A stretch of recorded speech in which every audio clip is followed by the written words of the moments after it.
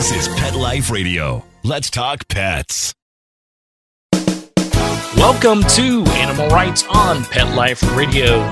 This is your host, Tim Link, and I'm so glad you're joining us today. We're super excited to have one of our all-time favorites back on the show today. We've got author Julia London. I should say New York Times best-selling author Julia London. And Julie's going to chat with us a little bit about her latest book. It started with a dog. So we'll find out what the dogs are up to, what the romance is up to, what the chance encounters are, and how everybody lives happily ever after, or maybe not. Who knows? And when it's all said and done. So everybody hang tight. We'll come back right after this commercial break. You're listening to Animal Rights on Pet Life Radio.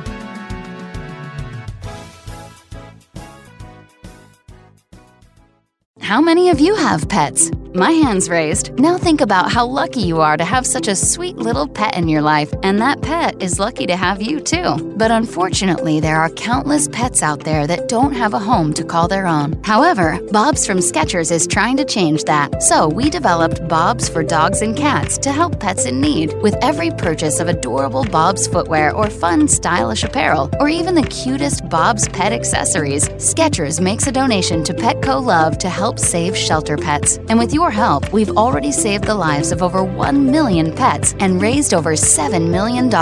So while you're getting style and comfort with features like Skechers' famous memory foam cushioning, you're also helping to save an adorable pet in need and helping another lucky owner be connected with a future best friend and companion, because happiness is having a loving pet by your side. Find Bob's at a Skechers store, Skechers.com, select Petco locations, or wherever stylish footwear is sold.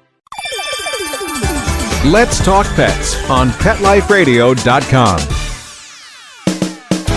Welcome back to Animal Rights on Pet Life Radio.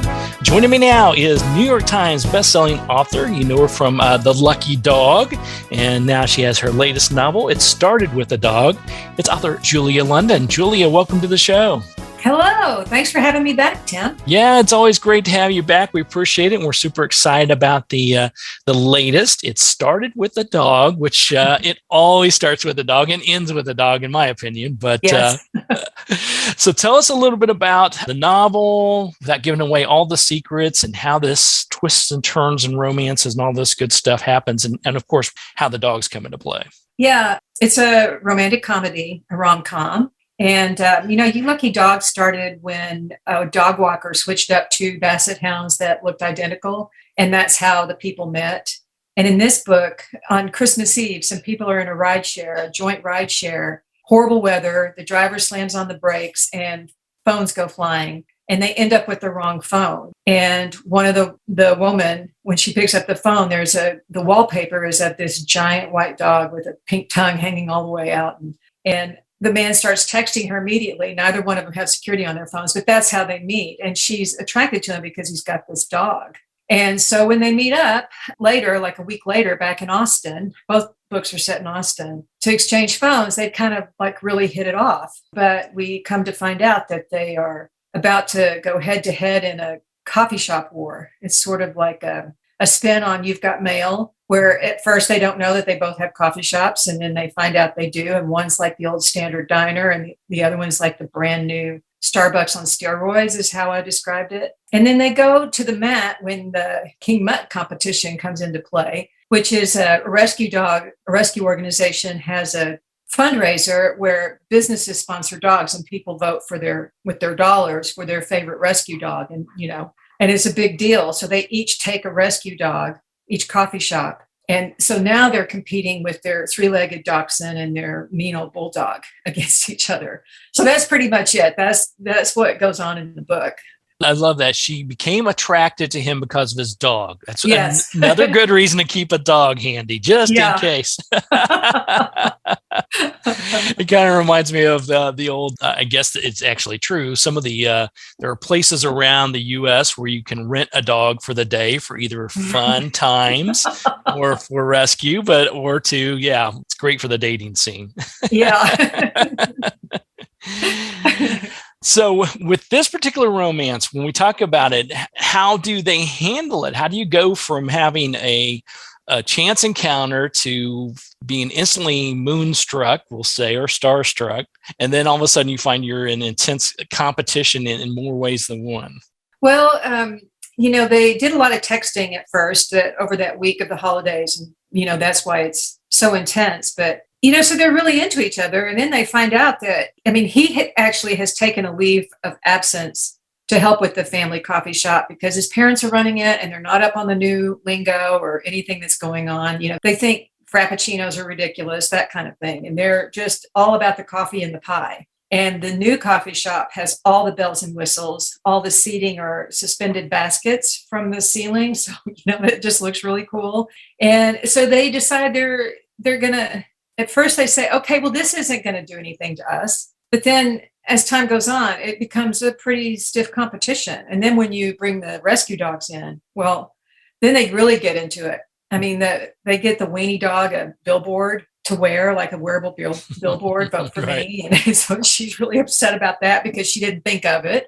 But then I guess, like it is in all romance novels, there's this push and pull, but the leads finally come to the realization that there are more important things in life. And, true love is one of them.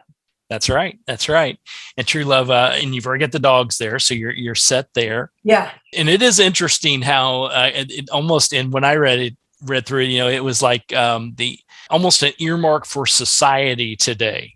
How you can instantly become like someone or become attracted to them, and then perhaps you find out more information. Maybe you dig through the infamous social media, and you find out, oh my gosh, we're competitors, or we have these totally opposite viewpoints on these subjects or on life.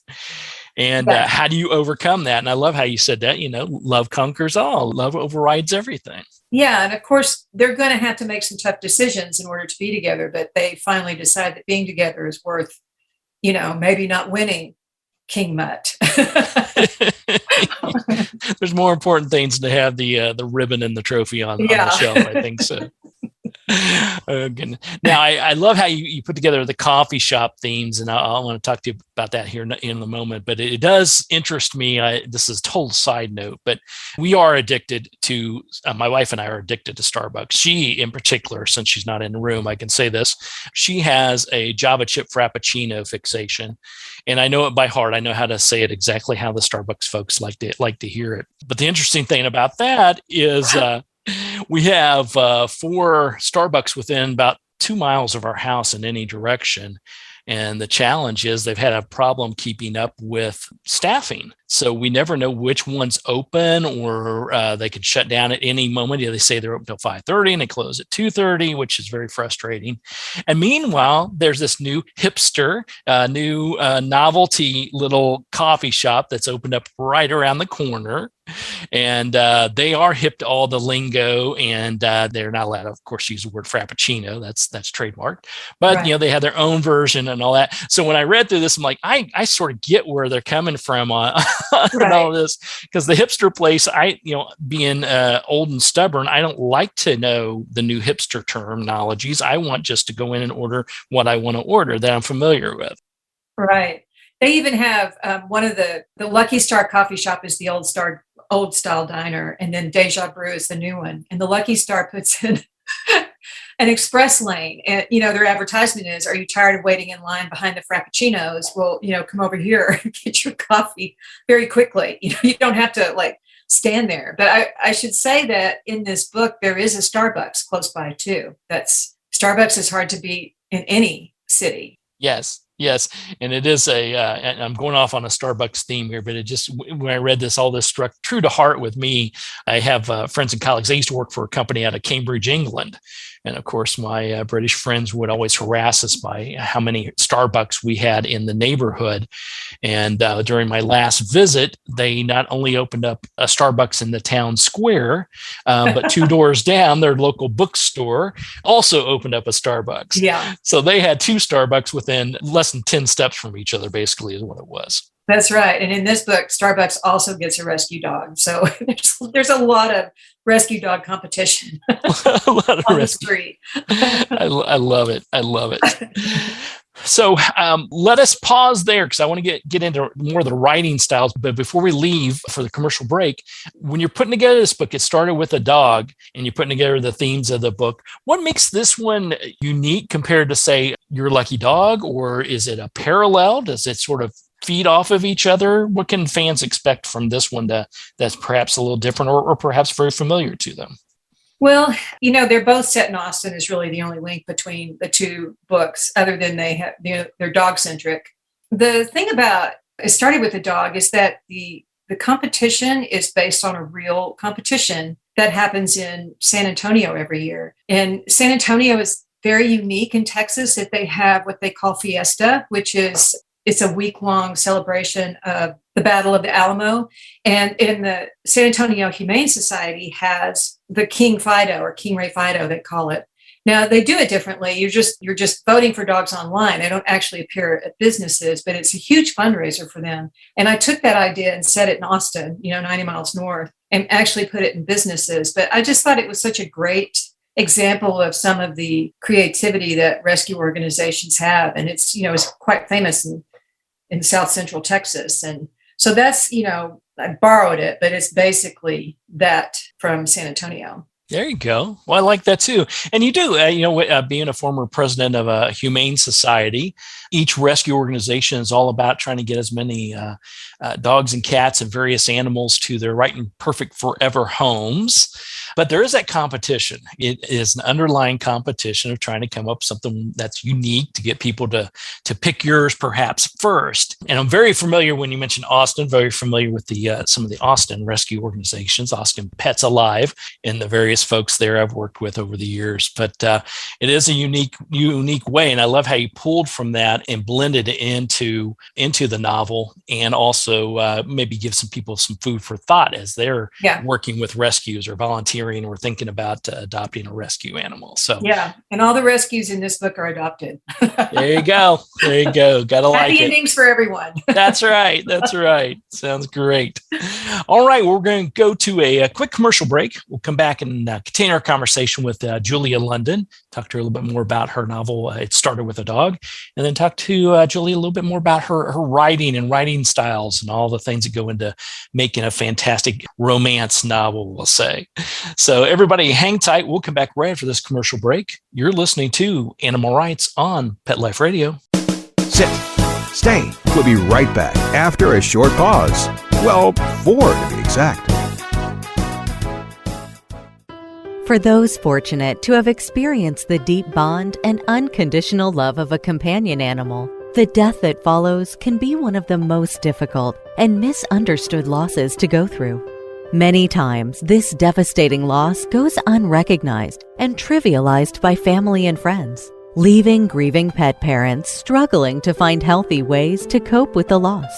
In And I Love You Still, a thoughtful guide and remembrance journal for healing the loss of a pet, Dr. Julianne Corbin calls attention to the difficulties unique to the loss of a beloved pet and provides an interactive and compassionate guide to help you process your loss and work towards coming to a place of peace and healing. For those interested in journal therapy and looking for a professionally written and compassionate resource to help understand and reconcile the grief associated with the loss of your pet, this book is for you. And I Love You Still, a thoughtful guide and remembrance journal by Julianne Corbin, is now available for purchase on Amazon and other major book retailers. Let's talk pets. Let's talk pets On Pet Life Radio. Pet Life Radio. PetLifeRadio.com. Welcome back to Animal Rights on Pet Life Radio.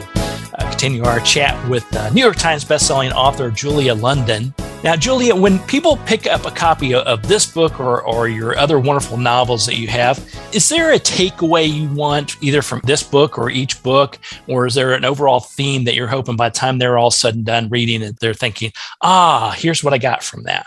I don't know that there's a theme necessarily, but what I do hope is that people are entertained and they're able to escape the realities of life. We're all under a lot of pressure these days. And that's what I hope, is that it's a true escape and they don't have to think about anything. They're just enjoying the ride. There you go. Yeah, got to like that because, we tend to overthink. There's so much stuff coming at us from every direction.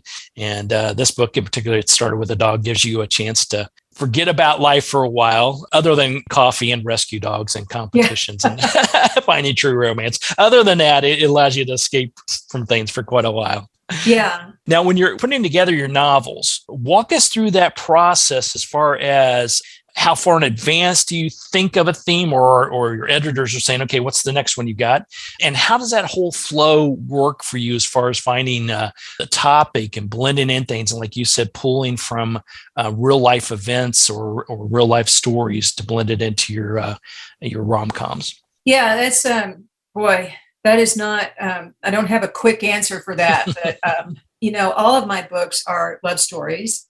So I always start with the idea of two people coming together against all odds. And the odds might be just internal. The odds might be completely external, but usually it's a mixture of both. So I try to think of things that could get in the way that are both entertaining and maybe a little different and go from there. But it takes me, just to have an idea like this one. The idea came from King Ray Fido in San Antonio. And I thought, now how can I take that and do something with it? People who are trying to get their dogs to win. And it took, a month or two for me to sort of think through who these people are, what they brought to the table, what their backgrounds were, what their challenges were, what kind of people they'd be looking for. And then after I think through that, I've got to come up with a plot, which is, that plot business. And that takes a while. So I would say that on the whole, it usually takes 2 to 3 months for me to kind of get a solid idea and have sort of sketched out, at least in my head, what the arc of the story is and what the arc of the characters are. And then I, write a synopsis of it. I like an outline, not a very detailed one, but I'd like to know where I'm going. So I don't end up on deadline with not knowing what direction I'm going and just a few days left to find it. And that's how I do it, basically. Now, do you have at least the front part of that coming up with sort of the initial idea? Do you find yourself having sort of a shoebox full of those ideas and you're going to sort through them? Or is it a matter of, okay, what do I want to do next type of thing? Well, I always have lots of ideas. They tend to get kicked out of the box for not being, there's just not a lot that I can think I could realistically do with it, or it's been done, or I just tuck it away for another time. But yeah, that's I kind of hold on to them. And sometimes I, get them out and look at them again. Well, you have to, and that's the way I always find that, the concept, as I'll call it, the initial idea seems fantastic. And like when I write, I keep those handy because sometimes it may not be relevant during the time, or like you said, you can't get enough, I call it meat behind it. Right. Later, you get this aha moment, or somebody says, hey, why don't you write a book about, a dog meets an iguana? I don't know. We're just throwing that out there. Nobody says that to me. Nobody says that to me. I've been waiting. Well, that's why that idea has been in that shoebox for about 20 years now, Julie. Yeah. Well, a lot of times I'll come up with an idea, and after I research it a little more, I don't think I can really realistically pull it off just because my own knowledge is limited. And I don't think that's a good idea. Like, I've never owned a coffee shop, but I could read enough about it to portray it realistically. Yeah. But, I'm not a brain surgeon either, but I don't think I could learn enough to portray a brain surgeon. That's it. That's right. Can't play one on TV. I'm not a doctor, but I played one on TV. There's an old reference for you. So a lot of these ideas sound really good in theory, but once you start digging into them, they may not be right for you as a writer. Yeah. And I think as a writer in your situation, it may or may not be the case. You're an expert at romance novels and rom-coms. You do a fantastic job with that. And that's a lane you follow extremely well. For me as a writer, I write about, more nonfiction type things. And I always seem to have stuff in the waiting, or at least has some sketches together, we'll say some ideas together for that time when that editor or somebody contacts me and says, hey, do you have a story about so-and-so, or do you happen to have this book? I remember one of the first books that I had put together before I put together the outline, put together the synopsis, put together everything, pitched the idea. Nobody wanted it. So it got put back on the shelf, came up with something new, published that book, and then went to pitch a third one. And the editor came back and said, well, that's not really what we're looking for, but do you happen to have this other book? And I'm like, yeah. And it was like 4 years old by then. I pull it off the shelf and blow the dust off of it and said, yeah, I've got one of those ready to go right now. So, So and believe me, it doesn't happen that often, but it's a matter of, I think as a writer, it's good to have those sort of things in place, handy. So when you're ready to write that particular one, or somebody comes along and says, I'm going to give you a little bit of money for that, you're like, yeah, I can do that for a little bit of money. Yeah. Yes. I say that a lot. You bet. For a little bit. Okay. Yeah. Okay. Don't care how much. I'll take it. I have not seen any bad money. We'll put it that way. Yeah. So when you're talking about the research, you said that, you have enough knowledge of coffee and coffee houses I'll ad lib here, to be dangerous. But a little bit more, about the rescue events and the thing going on there. Do you find yourself digging into a lot more research, or do you say, I don't know enough about that topic and it doesn't really fit well, so I'm going to move away from that type of topic? Well, occasionally that happens.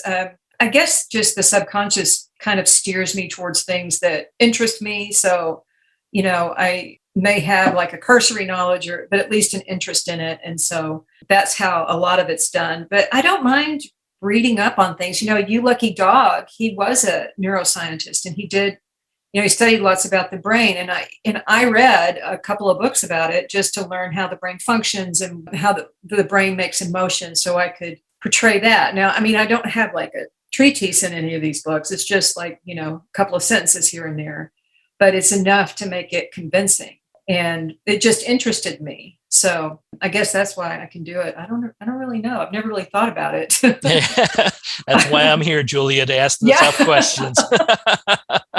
My degrees were in political science, and I don't think I could do that convincingly, and maybe because I know too much. Oh my gosh. Way too much. Yeah, that's a very loaded. No, I don't want to see two different dogs from two different parties come together. That would not be realistic in today's world. We'll just put it that way. Well, tell us a little bit about then, where can the fans find more about you and the book and what's going on and your events, if there's any in person or online or Zoom or however we do it nowadays. There's a lot of different ways.